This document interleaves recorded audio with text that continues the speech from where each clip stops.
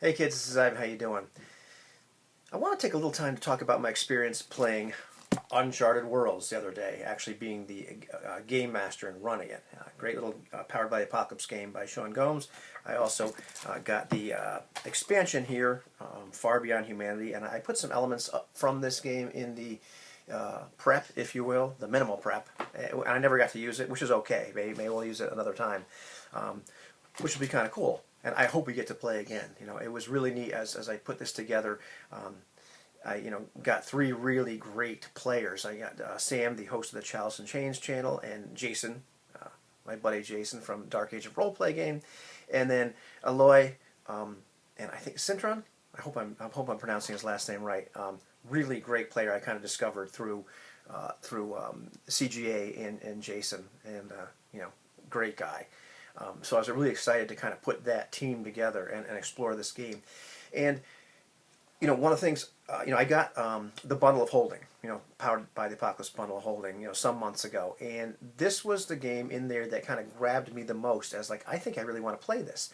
And, part of it was just a whole kind of Firefly, Crew of the Nostromo vibe, because it's very much sort of like, your, small ship of ragtag people. Or, you can put it together several different ways. But also in terms of how the game is presented, it's probably one of the most, I don't want to say traditional because that's the wrong word, but it's a much more easy to understand and wrap your head around version of a Powered by the Apocalypse game. The rules are Powered by the Apocalypse. Make no mistake about it. It's not some bizarre hybrid, but just the way it's presented is a lot simpler, a lot easier. The moves are named. It's a lot more intuitive for a guy like me to play this game. So I was really intrigued and psyched to run it.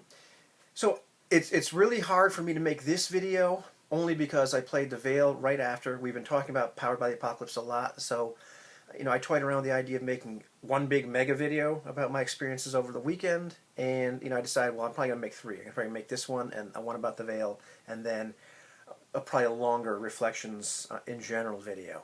And let's see what else about this game I really like. Also, it does not have playbooks. You actually create your character based on, it turns into almost a playbook, but you create your character based upon their background and upon their professions. And the professions are very broad, and you can choose sub-professions, and you're able to gain skills from various from your background and from various areas, and they're generally just extra things you can do. They're not akin to skills in regular games, so to speak. That they're almost moves, extra playbook moves, if you will.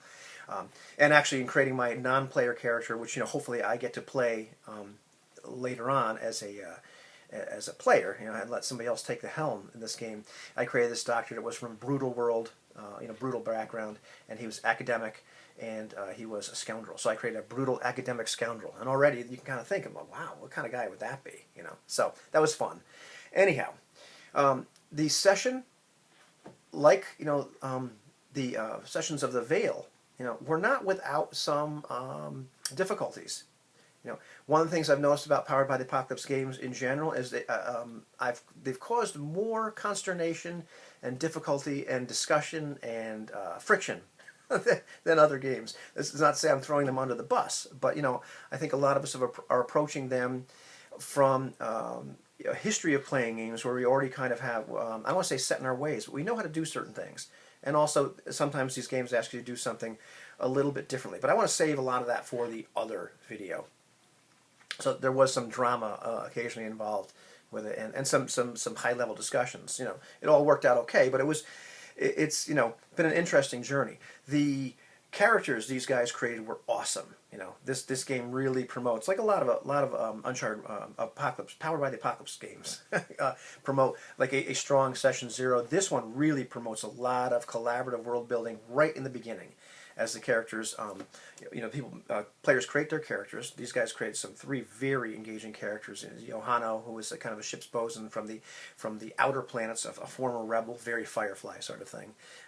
Tiberius, the Captain Tiberius, was just kind of from the inner worlds, and just a sort of a spoiled rich kid who was had made some poor decisions in life, and now was indentured to this other company, running this salvage ship. And then Vitor, this Jason played Vitor, and that was this mechanic with a secret, and kind of a surly little man, And Jason always comes up with these great characters.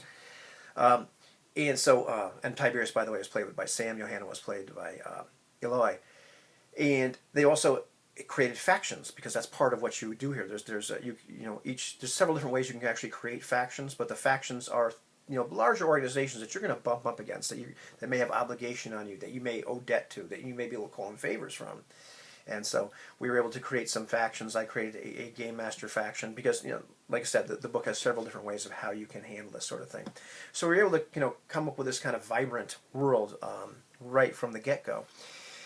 And then, I used a move to start the game off called Cramped Quarters. And the idea is that sometimes, even though ships have jump drives, you're going to have some long periods of travel in between jump points. And so it allows the players to roll and find out, how are the relations going? Is it good, bad? And then they get to describe, why do they bond? Or, how come you guys hate each other right now? And that was neat. And I had each player do that for their character versus another character. So it was kind of interesting. I also kind of started out with just a simple scenario where they were going to show up to Alpha Centauri. And they're going to show up to Alpha Centauri with a job outside their normal work for transgalactic shipping and salvage, which is the faction that Sam created. And literally, I just asked the captain, who is the job for? How did you get it? I asked Johanna, what has you most concerned about this clearly risky cargo? And then I asked Vitor, well, you're going to bring the cargo to this terraforming colony. Why does that get you so nervous that you're going to be going there? And the game, part of the deal with these games, and with this game very specifically said, constantly, turn questions back on the characters, or ask the characters questions, ask them, prompt them to supply information. So I figured I'd have them supply this information. Based upon that, everything else was entirely improv, and I was able to roll with that and then ask them some more questions. I noticed that in this game there was a lot of hesitation. There was a hesitation on my part as a game master, and there was hesitation on part of the players. And that's not uncommon for Powered by the Apocalypse games. And it's I'll talk mostly about my hesitation as a game master, if I can get this. There we go. Take a look at the game master rules on when to use a move. And the moves can be a variety of things, but oftentimes they're kind of like introducing a complication into the world as game master moves. So the instructions in this particular game, because they all have a slightly different take on this set of instructions, which is something I want to talk about in another video. When to use game master moves. When the characters roll a 7 through 9, they roll a partial success. At that point, it says the game master is free to use any soft move, but sometimes these partial successes will call upon a specific game master action or choice. Okay, when a character rolls 6 or less, when they roll a failure, the game master can use any move they wish. When the character's actions demand it, and talks about the idea that even if the character rolls a success, if they or they don't need to roll at all, and especially if a consequence is established ahead of time. But the example he gives here, if you're running through a burning room, that's a game master move at that point. You can cause harm. That's a player decision. The important thing is the player or the character, well, the unit, a player character unit, has done something. They've rolled a partial success. They've rolled a miss. They've done something that's not a move, but they put themselves in harm's way. They butted up against something established in the world already. And then finally, when the flow of the game hits a snag and the players have no idea what to do next, it's a perfect time to use a GM move to keep things moving and usually foreshadow trouble or advance a threat. Okay, so that's my criteria I'm working with as a game master. I want to play this thing rules as written. So there are many times that I kind of hesitated because I knew instinctually I would put something in the fiction here now. And this was probably game master error, but I just kind of went through that list. Well, I don't think in this situation qualifies right now. And So there were times when I kind of waited a little bit. In fact, a lot of the moves I ended up making were that were spontaneous, like when the fiction hits a snag, and the players weren't looking to me to do anything, but they were just kind of deliberating back and forth. And I had my MC non-player character. I control obviously all the non-player characters, but this one guy that I created in hopes of playing him, he would just show up and he would say something, do something, and kind of get the ball rolling a little bit, and maybe act in such a way that they became a little bit concerned, snapped them out of the scene for a little bit. And at the very end, as they're deliberating what to do, and somebody had already put down, I think Eloy put down, I think it's a little late, guys, how about a cliffhanger ending? I had this guy do something very rash, but he'd already overheard them talking about doing this, or something like it. And so that was kind of neat. But I had a lot of hesitation, which I want to talk about more in a other video. But that was one of the things I ran into as a snag as a game master. There were times that I instinctually knew what I would do here, but I was looking for, can I do this based on what the rules say?